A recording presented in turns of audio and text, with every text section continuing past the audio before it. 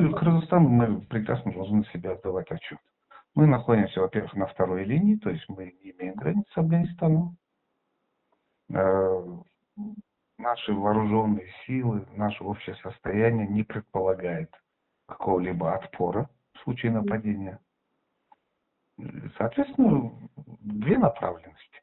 Во внешней политике мы должны ориентироваться на международное сообщество и в этой части быть, хоть может и нас не услышать, но быть причастным к этой теме.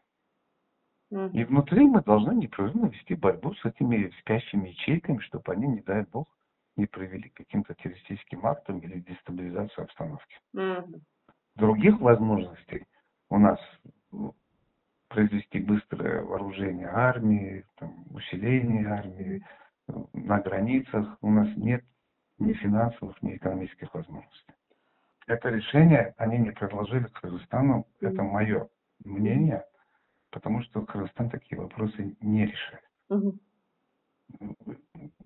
Чтобы разместить в Кыргызстане или что с этой базой, со всеми любые вот эти как бы такие серьезные предложения, они должны быть согласованы с Москвой. Нет, они прекрасно понимают, что с нами разговаривать бесполезно. Что ключ от решения вопроса находится не в Бишкеке. Поэтому вот были эти три другие страны. Две граничащие и Казахстан не граничащий.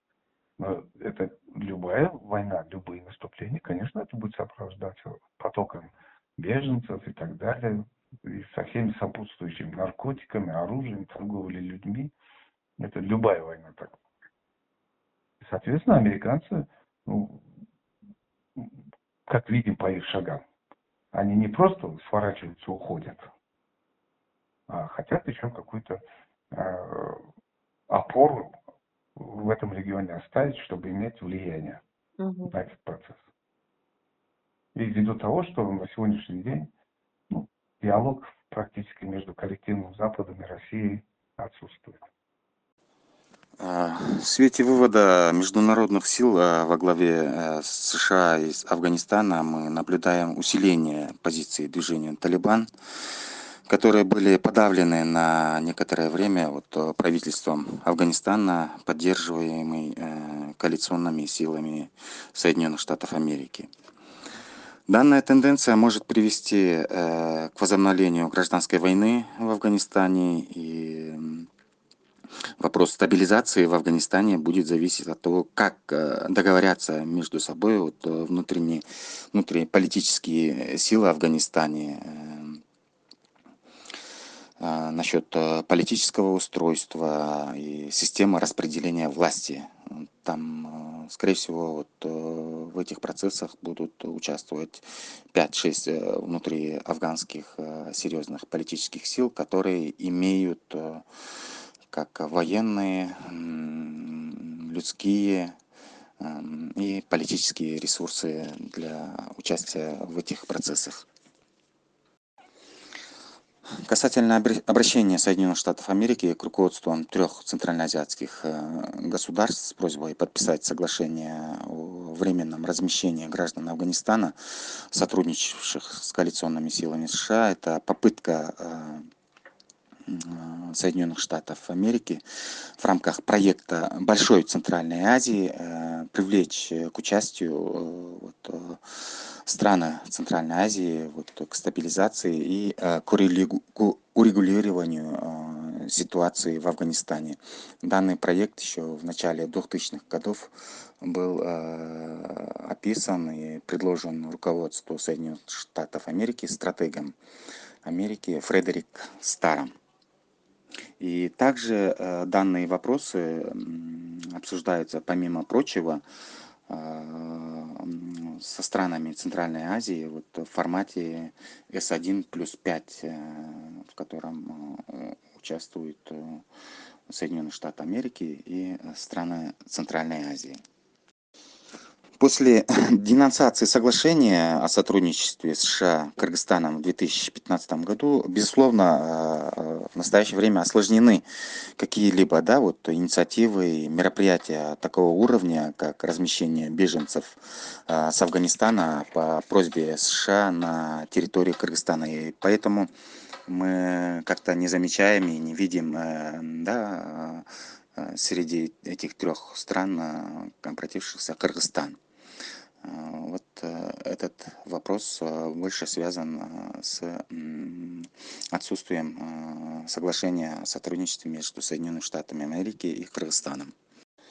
И опять же, рассматривая ситуацию в Афганистане, вот, для стран Центральной Азии, какие опасности и риски она несет, необходимо отметить, что опасность ситуации связана не с самим движением Талибан как таковой, который больше акцентирован на внутренние политические и внутриафганские вопросы, а вопросом позиции вот, движения Талибан, какую оно позицию займет с другими радикально-религиозными организациями, которые находятся вот, в настоящее время на территории Афганистана.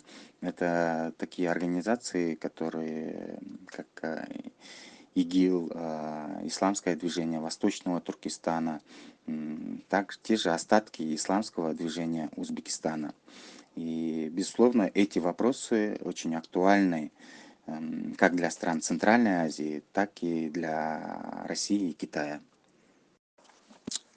Также необходимо отметить, что в целом ситуация, связанная вот на границе Афганистана и Таджикистана, имеет риски того, что непосредственно может повлиять на внутреннеполитическую ситуацию в Таджикистане.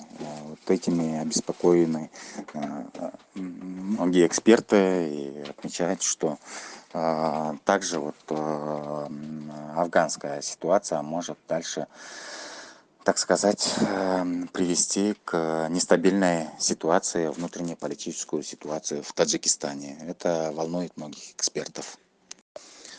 Основной костяк движения Талибан составляют представители племени коренные афганцы, пуштуны.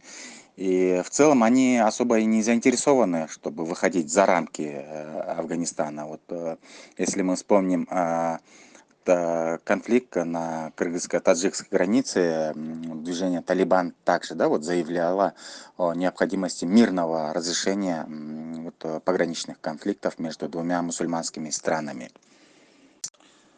Другое дело, что в таких организациях, как ИГИЛ и Исламское движение Восточного Туркестана, находятся представители как Таджикистана, Узбекистана, из Казахстана, из Кыргызстана и также с Синьцзяня. И вот эти группировки, они заинтересованы на дальнейшую эскалацию и внутри вот афганского конфликта и выход за границы Афганистана. Вот эти вещи представляют действительно, так сказать, угрозу для стран Центральной Азии. Значит, первое, что я хотел сказать, если быть кратким, да, то Талибан, и вот цели и задачи, по крайней мере, так они объясняют, и им можно верить, они хотят все-таки захватить власть в самом Афганистане, и они не планируют выходить за пределы Афганистана. Да, куда двигаться в другие страны, захватывать или пытаться где-то какие-то нападения делать, какие-то агрессивные действия. Их интересует только ситуация внутри страны. И это логически, это следует из самой ситуации, потому что у них внутри ситуация будет очень напряженная.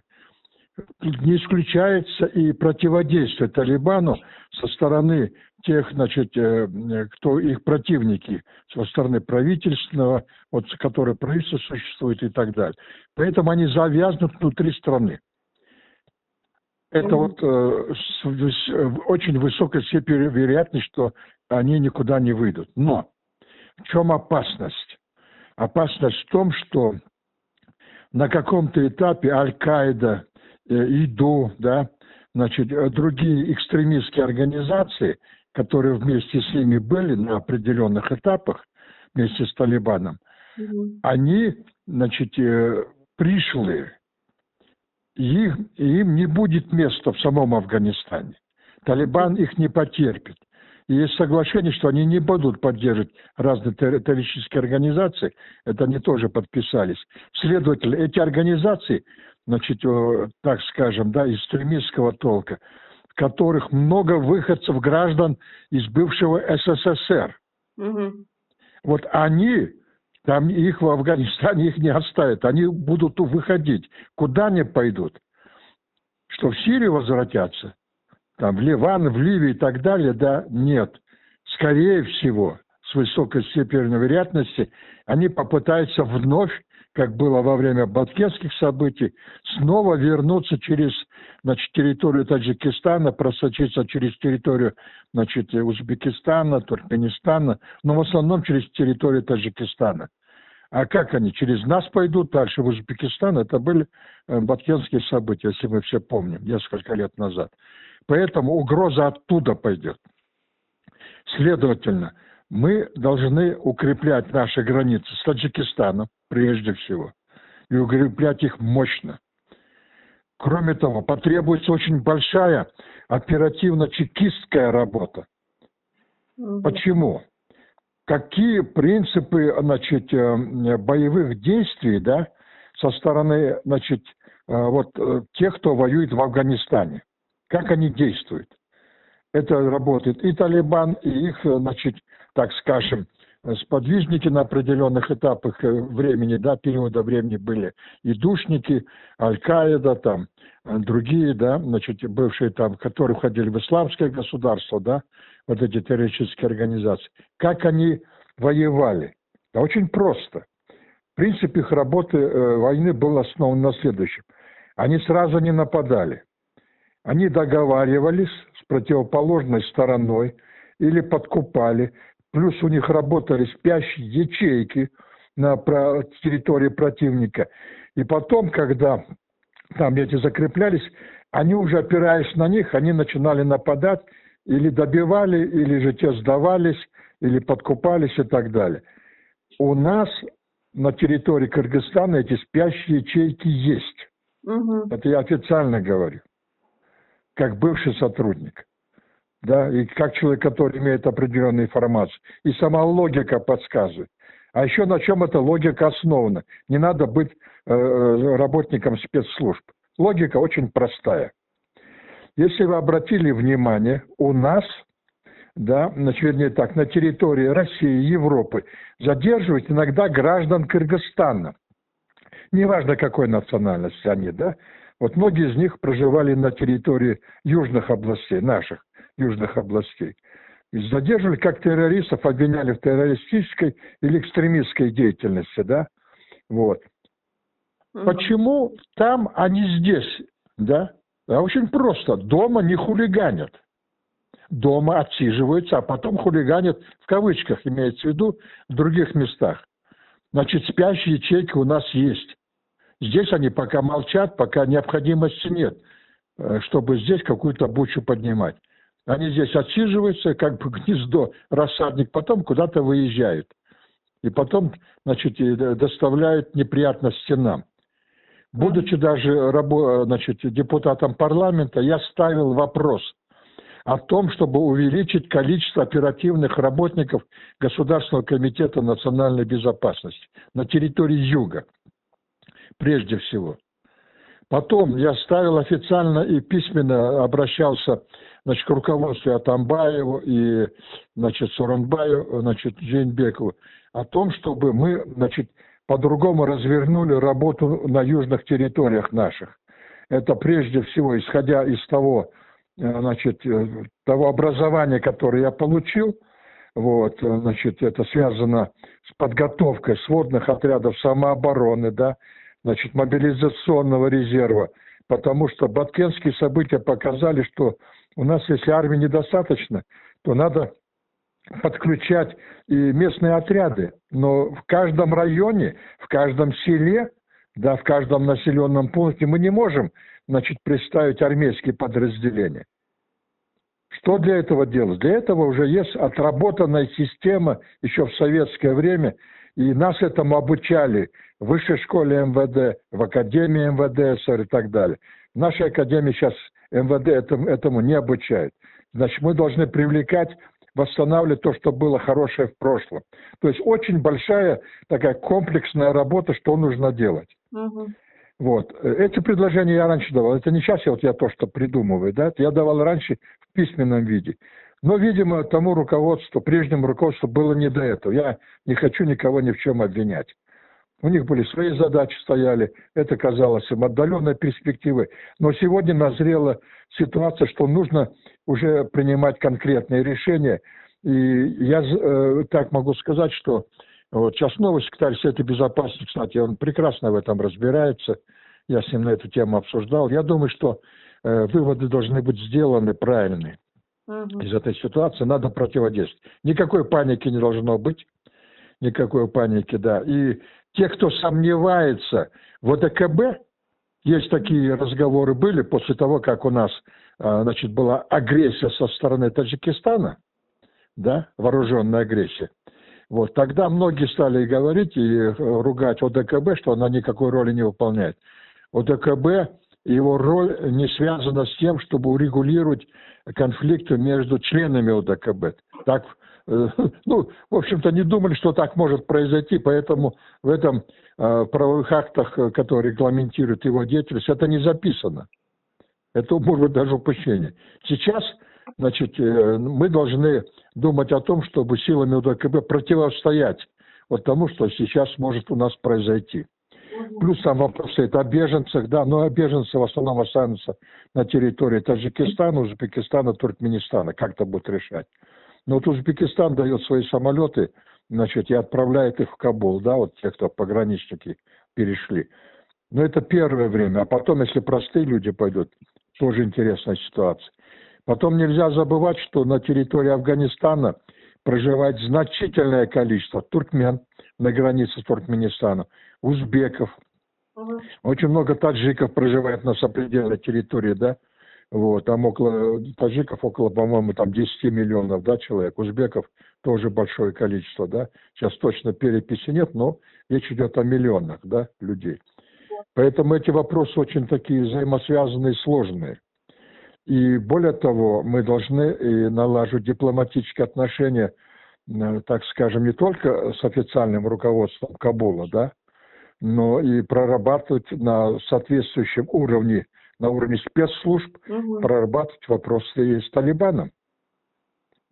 Понимаете, контакты должны быть. Я думаю, это нормальная позиция. Любая спецслужба должна все эти нюансы учитывать. Это ее задача в этом состоит. Я не хочу говорить, какие у меня были контакты, да, когда я работал, да, и когда был премьер-министром, когда-нибудь я расскажу об этом, да, для собственной безопасности, то, что мы, значит, думали, как думали работать в этом направлении. Делали, вернее, не думали, а как делать, не для печати. Но это надо делать, это нормальная работа, оперативная нормальная работа, да, спецслужбы. Вот в таком плане сейчас мы должны, да, об этом думать. В таком плане. То есть это вопрос непростой.